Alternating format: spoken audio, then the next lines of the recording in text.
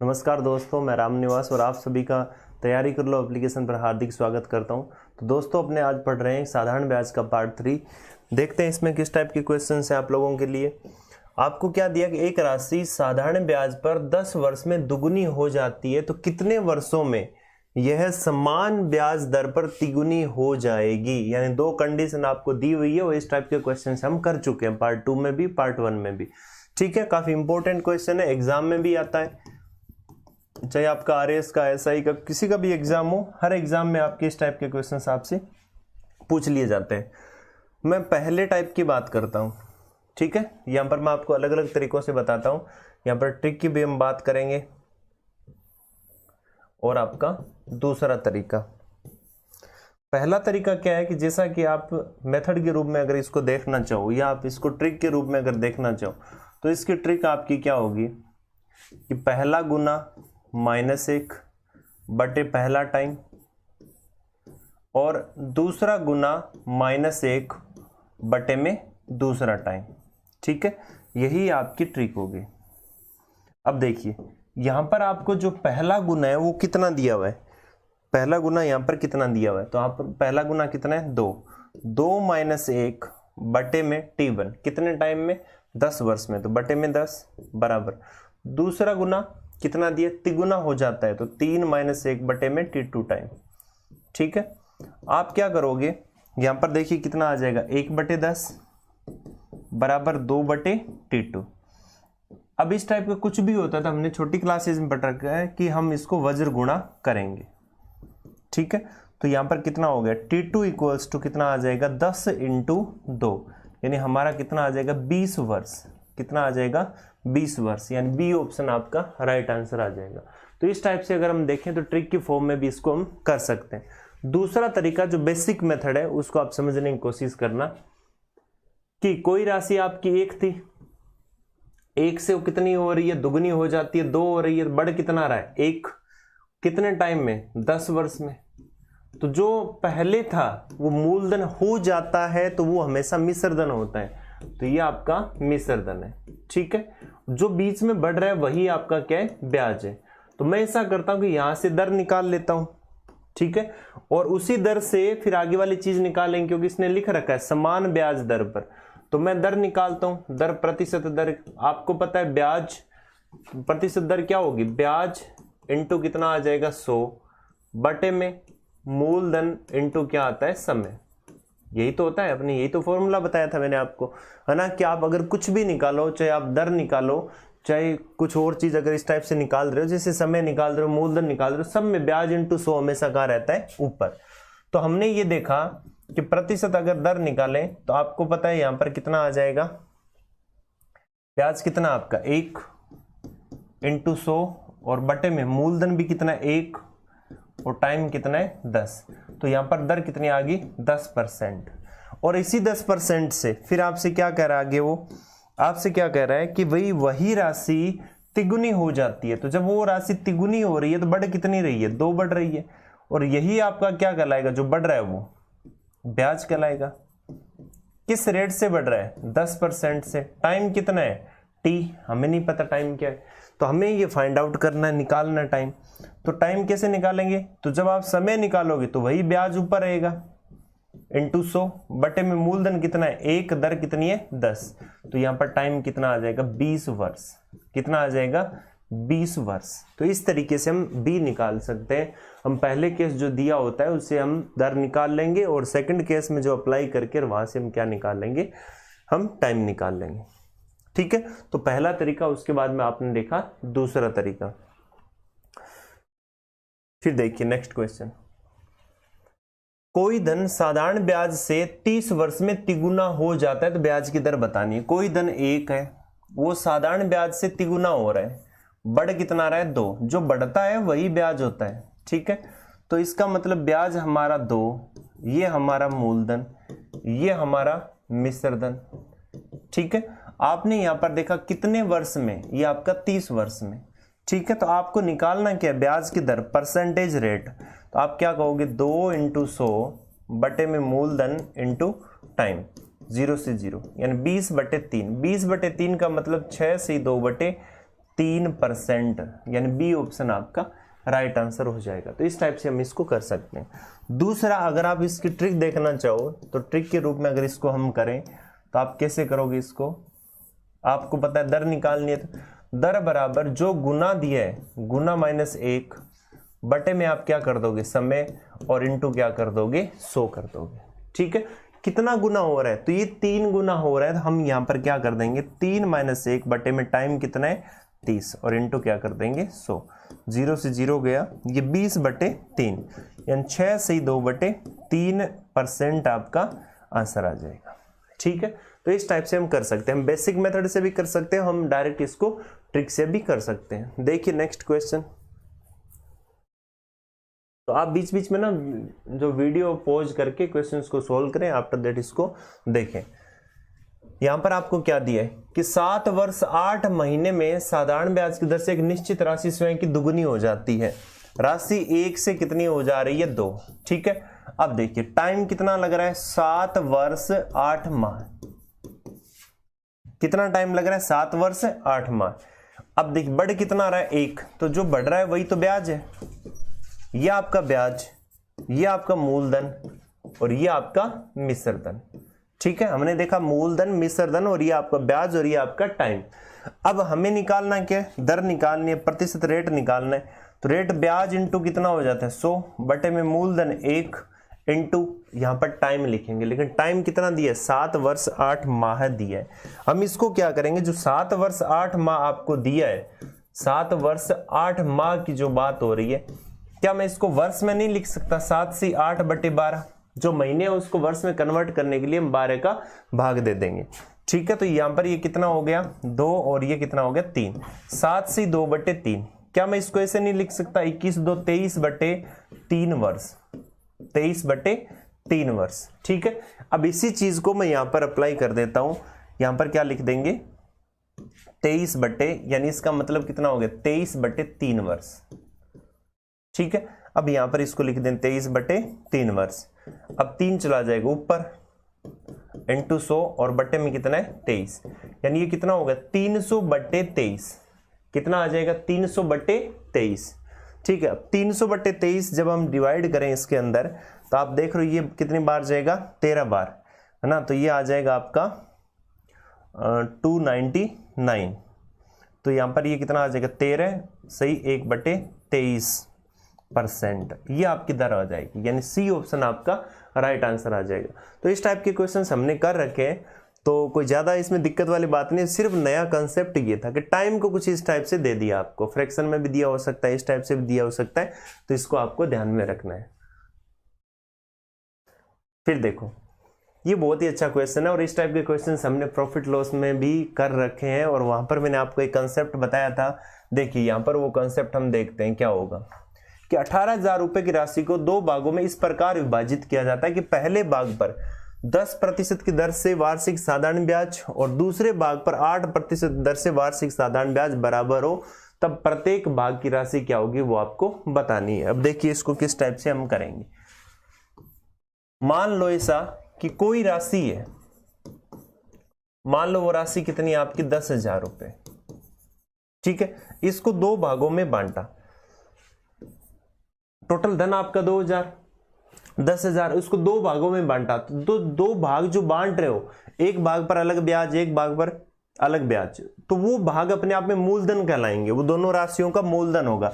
मान लो एक पर कितना आपका ए, मान लो एक राशि ए है, दूसरी बी है, और ए और बी का मान मिलाकर कितना आपका 10,000 रुपए होता है, ये चीज ध्यान में रखना।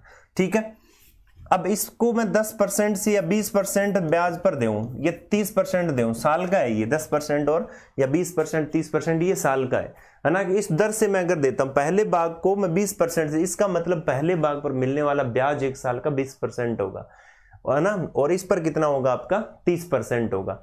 ठीक है, या अगर ये 2 साल की बात होती तो 2 साल में 1 साल का 20%, तो अगले साल का भी 20%, 20 और 20 कितना हो जाता 40। यहां पर 3 साल की होती तो 30 कितना हो जाता 90%।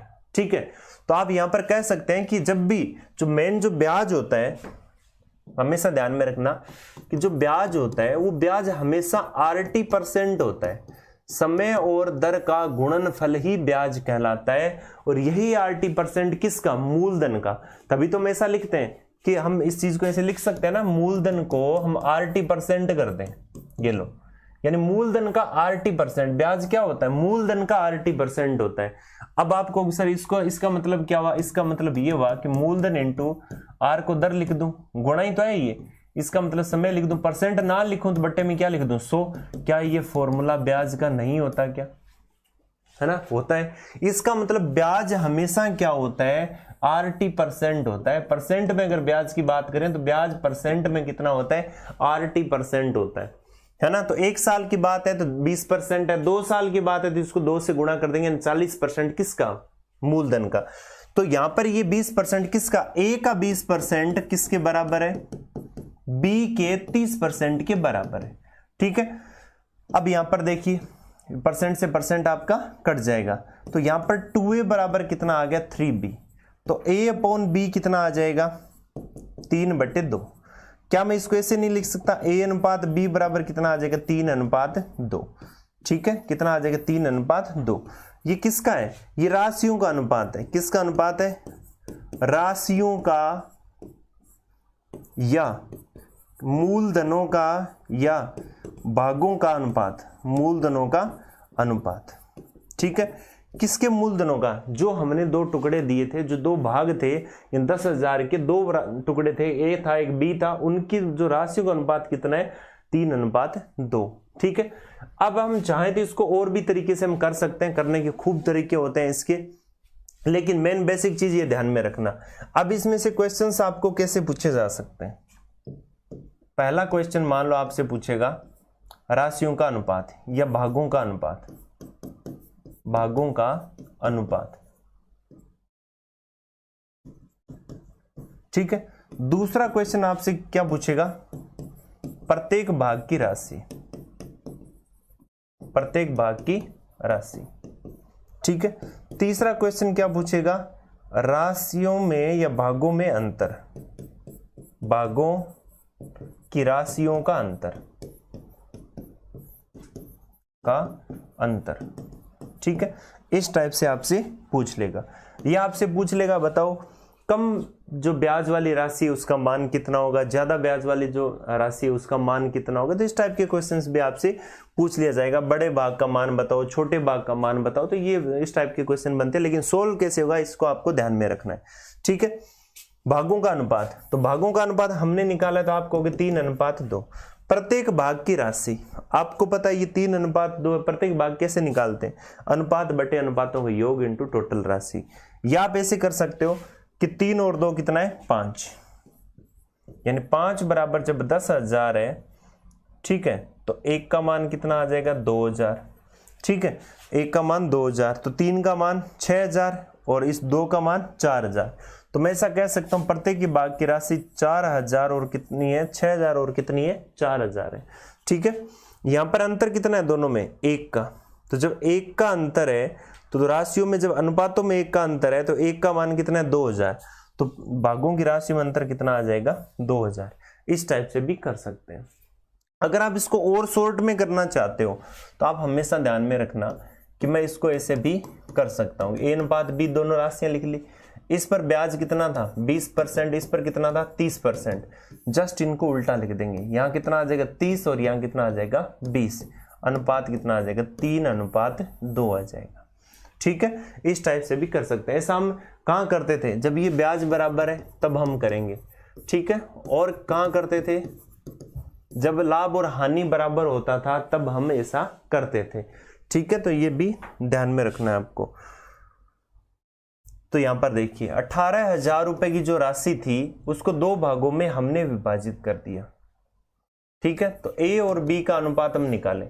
पहले भाग पर 10%, दूसरे भाग पर कितना है 8%, ठीक है। अब हमें करना क्या है, इसको यहां लिख देंगे, इसको यहां लिख देंगे 8 और 10, क्योंकि आपका ब्याज बराबर है। अनुपात कितना आ गया 4/5। ये मूलधनों का अनुपात आ गया।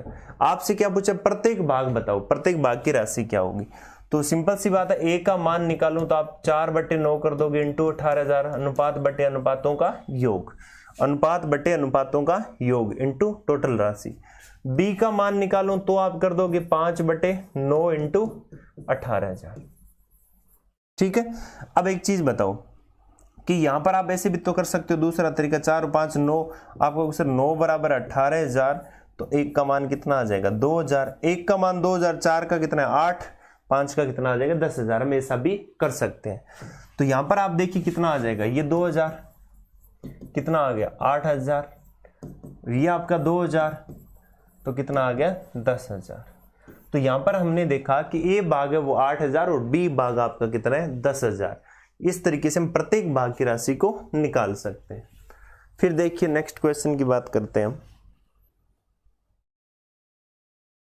ये रहा, इसमें क्या दिया है, 8500 रुपए की धनराशि को दो भागों में इस प्रकार बांटकर, यानी पहले भाग को 8% की दर से कितने टाइम के लिए 4 वर्षों के लिए, तथा दूसरे भाग को 16% की दर से कितने टाइम के लिए 3 वर्षों के लिए।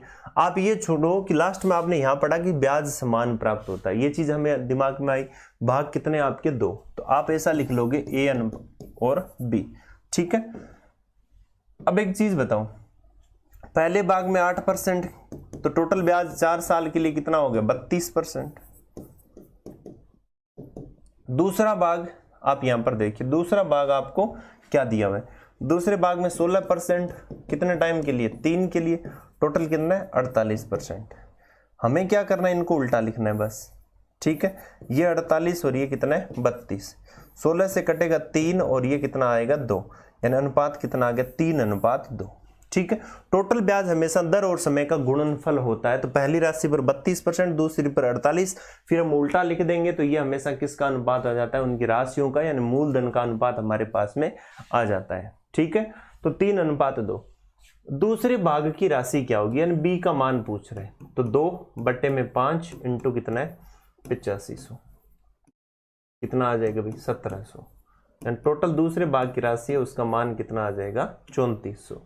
सी ऑप्शन आपका राइट आंसर हो जाएगा।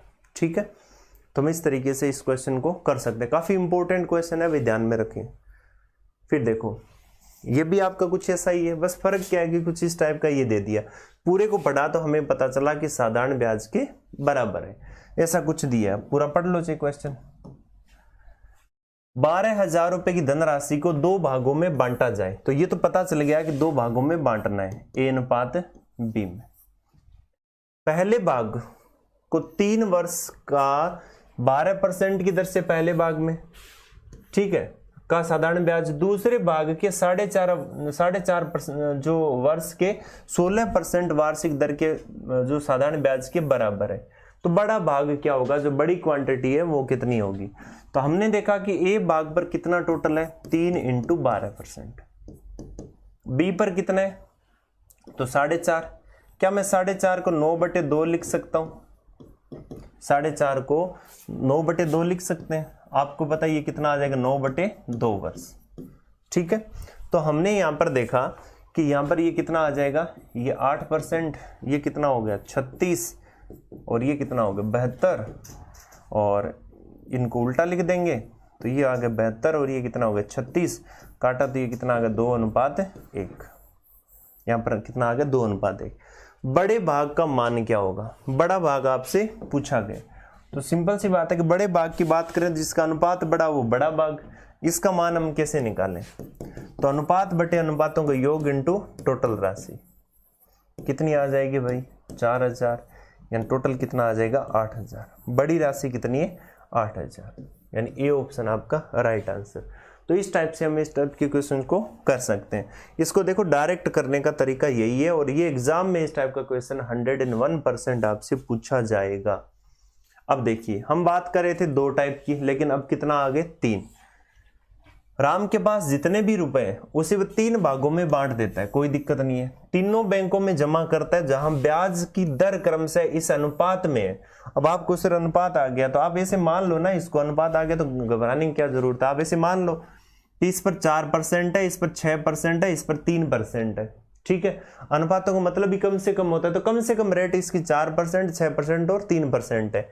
9 महीने बाद वह तीनों बैंकों से समान ब्याज प्राप्त करता है। तो बताओ राशि को किस अनुपात में बैंक में जमा किया था। एक चीज बताओ, रेट सबकी अलग अलग है, और टाइम 9 महीने बाद, यानी एक बैंक इसमें भी 9 महीने तक रखता है, इसमें भी 9 महीने, इसमें भी 9 महीने। जब रेट अलग है, टाइम सेम है, तो फिर बाद में आप बताओ राशियां सेम कैसे हो सकती है? राशि भी अलग अलग होनी पड़ेगी, क्योंकि ब्याज सबका क्या आ रहा है, आपका सेम आ रहा है। तो आप ऐसे लिख सकते हो, आपको पता है 1 अनुपात B अनुपात C अनुपात अगर हमें निकालना होता है। अब इसका मतलब क्या है कि पहले पर जो हम देखें कि पहले पर 4% रेट से 9 महीने के लिए, ऐसे मान लेते हैं 4% रेट से कितने महीने के लिए, 9 महीने के लिए ब्याज किस पर, A पर, या ऐसे कह सकते हैं A का जो अनुपात है ना, अनुपात को मैं इसे मान लेता हूं, इस सबको क्या मान लेता हूं, परसेंट मान लेता हूं मैं इसे, ठीक है। कैसे?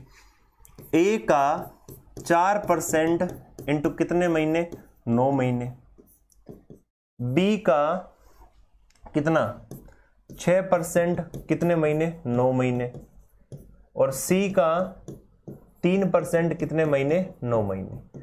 सब में देखिए कि आपका जो टाइम है वो सब में सेम है, तो तीनों में कट जाएगा, ठीक है। और कुछ कट रह गया, तो आपने देखा कि परसेंट से परसेंट तो कटना ही है, फिर सब में तीनों में परसेंट है, यानी बट्टे में 100 आएगा, तो 100 सब में कट जाएगा। अब यहां पर देखिए कितना आ गया, 4A बराबर 6B बराबर 3C। ये आपका फॉर्मेट बन गया। अब इसको हम उल्टा लिख नहीं सकते। इसको करने का तरीका क्या होता है, या तो आप इनको बट्टे में लिख के एलसीएम ले लो, या ये जो साथ में संख्याएं लिखी है ना, ये वाली, इनका एलसीएम ले लो, है ना। तो अगर मैं ऐसा मान लूं 4, 6 और 3 का अगर मैं एलसीएम लूं, भाई डायरेक्ट मेथड तो ये है ना कि इनके साथ वालों का एलसीएम ले लो, तो एलसीएम कितना आ गया, एलसीएम का मतलब होता है ऐसी संख्या जिनमें इनका भाग जा सके, ऐसी छोटी से छोटी संख्या। तो ऐसे 12 है, तो 12 में तीनों का ही भाग जा रहा है। इसका मतलब अब क्या करना है, इस 12 में इनको भाग दे दे के देखना है। 12 में 4 का भाग दो, है ना। अनुपात अगर हम निकालें, A अनुपात B अनुपात C आप निकाल दो। 12 में 4 का दे लो, 12 में 6 का दे लो, 12 में 3 का दे लो, कितना आ गया, 3 अनुपात 2 अनुपात 4, कितना आ जाएगा, 3, 2, 4, जो कि ऑप्शन कौन सा है, C ऑप्शन आपका राइट आंसर हो जाएगा। तो इस टाइप से हम इसको कर सकते हैं। नहीं तो अगर क्या करते कि देखो 4A 6B 3C, आपको क्या दिया 4A, दूसरा तरीका क्या है 6B बराबर है ये 3C। तो आप क्या करते, इनको ऐसे लिखते, A अनुपात B अनुपात C लिखते ना, साथ वाली संख्या बट्टे में आ जाती है, 1/6 अनुपात 1/3। फिर हम नीचे वाली संख्याओं को फिर एलसीएम लेते हैं, एलसीएम से गुणा करते हैं। तो एलसीएम हमारा कितना है, 12, 12 से गुणा करेंगे तो ये कितना आ गया फिर 3, इसको 12 से करेंगे तो 2, इसको 12 से करेंगे तो 3 का भाग लगेगा 4। तो बात वो सेम ही है, बस यहाँ पर क्या थोड़ा सोचना है हमें कि साथ में दिया ना, तो एलसीएम एलसीएम का फंडा डायरेक्ट वैसे ले लेंगे कि ऊपर वाली संख्या का एलसीएम 12, 12 में इसका भाग दिया 3, इसका दिया 2, इसका दिया 4, बस बात खत्म, ठीक है। अब आपसे कहता कि मान लो जितने भी रुपए, यहाँ रुपए वो लिख देता कुछ ना कुछ, जैसे आपसे बोलता कि 9,000 रुपए है ना, तो आप फिर इसको अनुपात को बराबर करते कि भाई 9 बराबर 9,000, तो 1 का मान 1000, तो 3 का मान 3,000, 2,000, 4,000, इनके पास में राशियां कितनी होंगी, 3, 2 और 4। अब आपसे ऐसे भी पूछ लिया जाता है, बताओ B के पास C का कितने प्रतिशत धन है, ये भी पूछ सकता है। यानी B के पास C का कितने प्रतिशत धन है, तो B के पास 2 है, इसके पास 4 है, मतलब 50% है। C के पास B का कितने प्रतिशत धन है, तो आप कहोगे B के पास 2 है तो C के पास 4 है, इसका मतलब कितना प्रतिशत धन है, 200% धन है। कितना धन है, 200%, या दुगुना है, ठीक है। आपसे कुछ पूछो कितना परसेंट अधिक है, जब दुगुना है तो 100% अधिक है, ठीक है। तो ऐसे इस टाइप से क्वेश्चन आपसे पूछे जा सकते हैं। A की भी तुलना कर सकता है, B की भी कर सकता है, C की भी कर सकता है। तो मेन जो लॉजिक है वो आपका यहाँ पर यही होगा कि इनके धन की तुलना तब बताएंगे जब हमारे पास में क्या आ जाएगा, अनुपात आ जाएगा, ठीक है। चलते हैं नेक्स्ट क्वेश्चन। यहां पर आपको क्या दिया हुआ है, एक व्यक्ति पास 3 धनराशि है जो 6 वर्ष, 10 वर्ष और 12 वर्ष के लिए क्रमशः 10%, 12% और 15% की ब्याज दरों पर निवेश करता है, ठीक है। मतलब 3 धनराशि, पहली को 6 साल, फिर दूसरी को 10 साल, तीसरी को 12 साल के हिसाब से क्रमशः 10%, 12% और 15% की ब्याज दर पर निवेश करता है। और स्कीम समाप्त होने पर तीनों से क्या मिलता है भाई, समान ब्याज प्राप्त होता है। इसका मतलब ये हुआ कि ए का 6 साल के लिए 10% किसके बराबर, बी का 10 साल के लिए 12% के बराबर, और सी का 12 साल के लिए 15% के बराबर। ठीक है, इनसे इतना ब्याज, इनसे इतना, इनसे इतना, तीनों क्या है, बराबर। यहां पर देखो कुछ कट रहा है तो काट दो, ये देख लो कितना आ जाएगा, नहीं तो आप देख लो कितना आ गया, ए का 60%, बी का 120%, सी का 180%। तो 60 का भाग जा रहा है सब में, कितना आ गया, 1, ये 2 और ये कितना है, 3। मतलब ये हुआ ए टू बी और कितना आ गया, 3C। अब सोचो इसके साथ में 1, 2 और 3, 1, 2, 3 का एलसीएम कितना होता है, 6। ठीक है, इनका एलसीएम कितना होता है भाई, 1, 2 और 3 का जो एलसीएम है वो कितना होता है आपका, 6। 6 में हम 1 का भाग देंगे, ए अनुपात बी अनुपात सी, एलसीएम में भाग देना है, तो 6/1, 6/2, 6/, ये चीज हम अनुपात में और करेंगे, वहां मैं आपको अनुपात निकालना और सिखा दूंगा, 6/3। तो अनुपात हमारे पास में कितना आ गया, 6:3:2, 6:3:2, यानी ए ऑप्शन आपका राइट आंसर हो जाएगा। ठीक है, तो 3 का एलसीएम निकालना भी आपको आना चाहिए, तो 3 का क्वेश्चन भी आपसे पूछा जा सकता है। अब इसमें पैसे भी दे सकता है तो आप पैसे भी निकाल सकते हो, कोई इसमें बड़े इश्यू वाली बात है नहीं। फिर देखिए यहां पर आपको क्या दिया है, यहां पर भी 3 वाला केस है सेम। हुआ क्या है कि सुरेश के पास 60,500 रुपए, वह अपने 3 पुत्र एबीसी में बांटना चाहता है। इसके पुत्र कितने, 3 एबीसी, और 20% वार्षिक साधारण ब्याज रख रहा है तीनों के लिए, और एक को, बड़े वाले को 3 साल, उससे छोटे को 4 साल, सबसे छोटे को 5 साल के लिए बैंक में जमा करवाता है। ठीक है, और जमा कर देता है, और तीनों स्थितियों में समान मिश्र धन प्राप्त होता है, समान मिश्र धन प्राप्त होता है। आपको पता है मिश्र धन क्या होता है, मूलधन और प्लस का क्या होता है, ब्याज।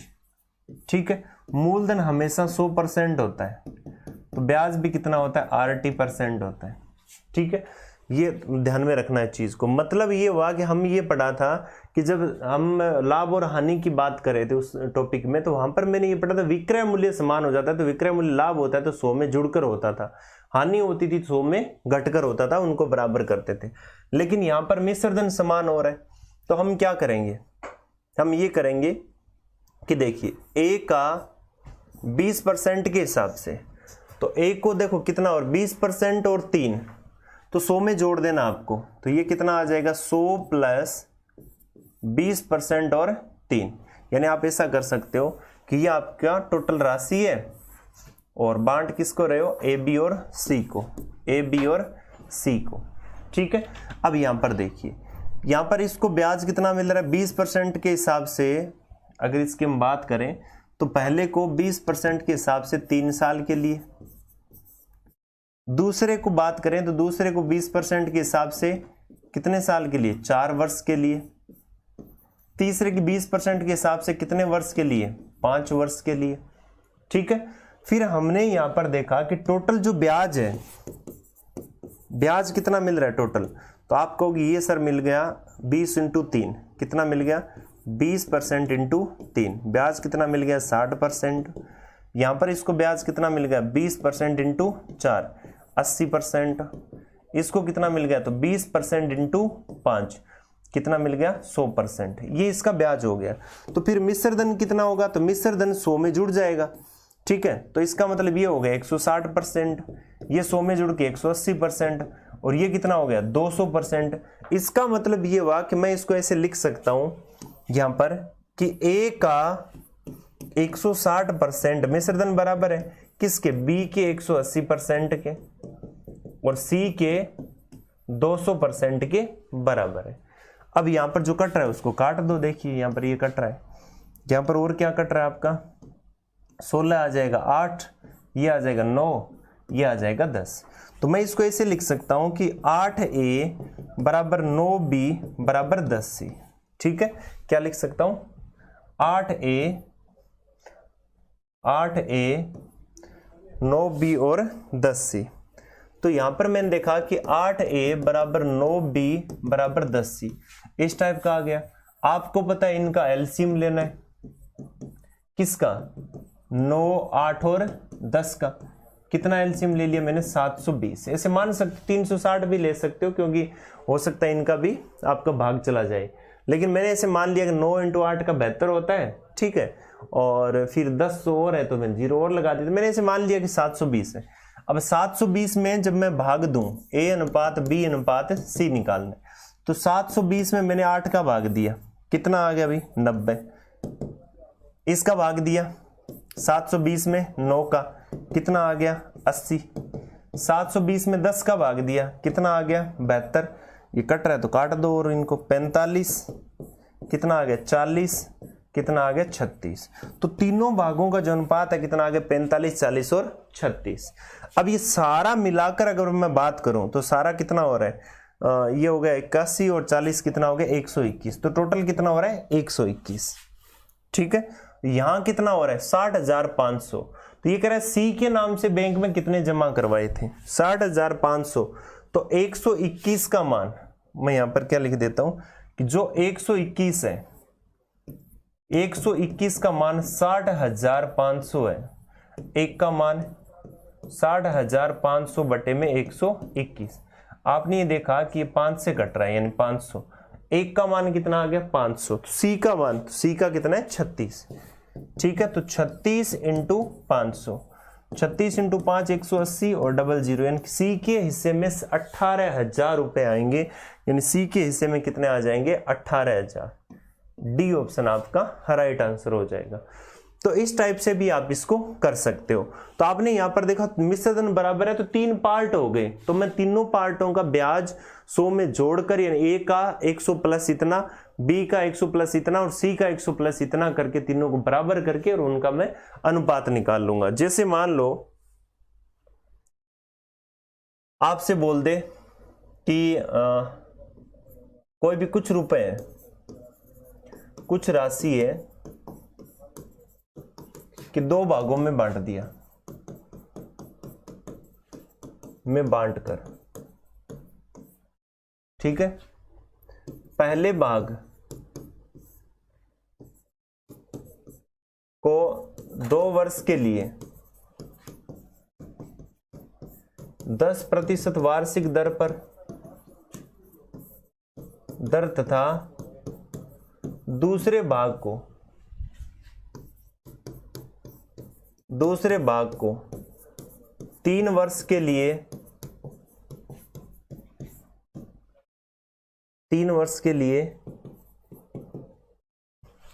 5% की दर पर 5% की दर पर इस प्रकार दिया जाता है, इस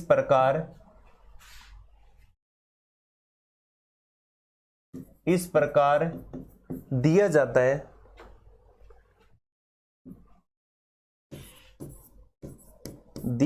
है कि समय के अंत में दोनों भागों से समान राशि प्राप्त हो।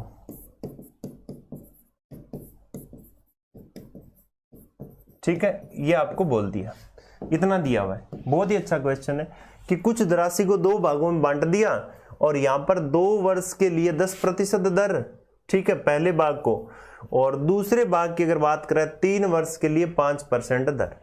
तो आपने ये कहा कि सर अगर पहले और दूसरे भाग की अगर बात है तो इनका ब्याज कितना होगा। तो आपको पता है इनका ब्याज कितना होता है, पहला 2 × 10%, दूसरा 3 × 5%। इसका ब्याज तो 20%, इसका कितना है 15%। लेकिन बात अगर मिश्र धन की आ जाए तो मिश्र धन कितना आ जाएगा 120% और ये कितना आ जाएगा 115%। अब सेम प्रोसीजर यहां भी काम करेगा। ये तो मिश्र धन, इसका मिश्र धन, इसका मिश्र धन दोनों बराबर है, तो जब बराबर है तो 120 और 115, 120% और 115%। मिश्र धन बराबर है तो इनको भी उल्टा लिख दो, तो 115% और 120%। काटेंगे तो ये किससे 24 से और ये किससे 23 से, तो इनके मूल धनों का अनुपात आ जाएगा। यही अनुपात किसका अनुपात है, मूल धनों का अनुपात है। ठीक है, किसका अनुपात है, मूल धनों का।